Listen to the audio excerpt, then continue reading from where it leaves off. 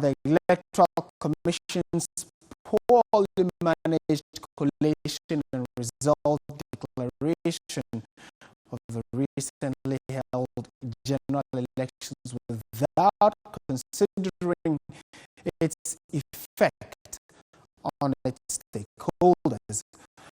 Interacting with my colleague Roland Walker, he said that the EC clearly showed some level of inconsistency, which created different impressions to key stakeholders in the electoral process.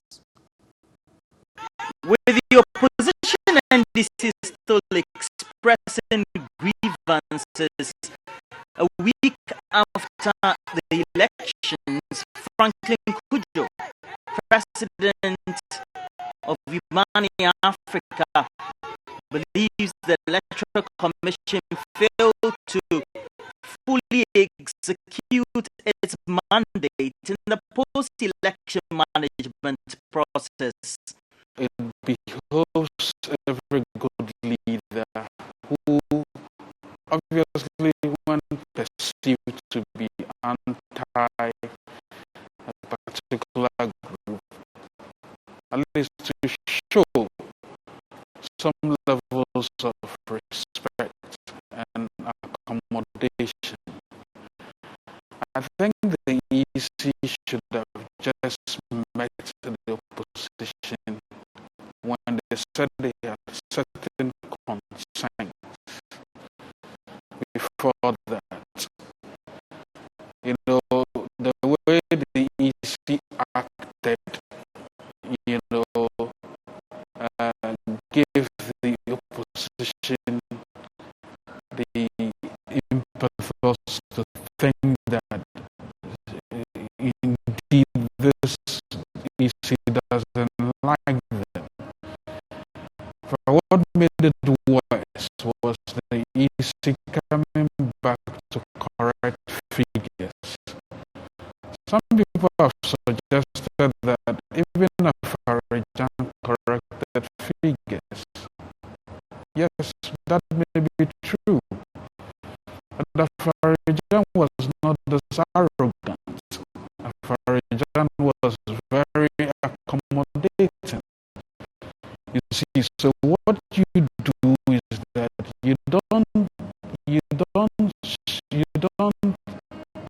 give people the opportunity, or they suspect you to be anti them, and then you give them another opportunity to say that you are not really accommodating at all.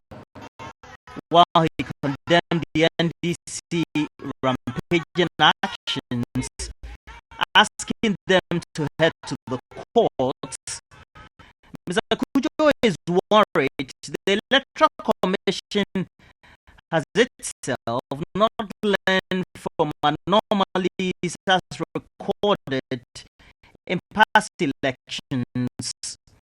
So it is important that the NDC be seen to be very civil and very matured in doing these things.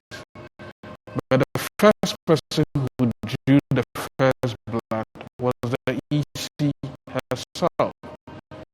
Apart from her incompetence, which is legendary, I think she had a rare moment to show people that at least she respects. But she was arrogant and mistreated the NDC. And that is one of the reasons why all of this is happening. So this EC had no excuse. People say that it was human to make mistakes. Yes, but you don't make mistakes of this nature. After admitting they made changing figures for almost 3 times after that. And that was quite worrying. My problem is that, you see, if you make mistakes, you have the fortitude to understand that you are sorry. It assuages a lot of emotions. He called for a comprehensive dialogue to bring all aggrieved parties to the table. There's a certain view that people hold that the judiciary may not give proper judgment. I mean, you can't begrudge people for saying that.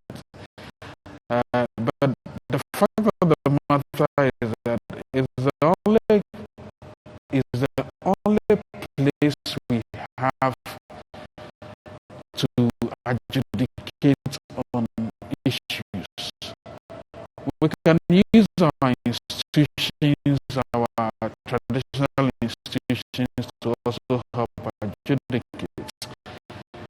But I think first things first, we must allow the law to reign.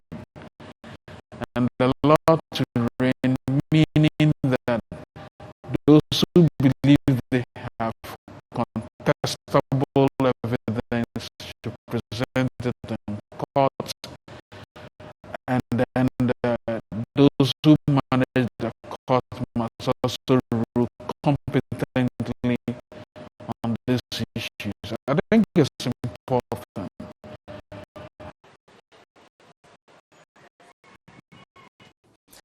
This is still news at 10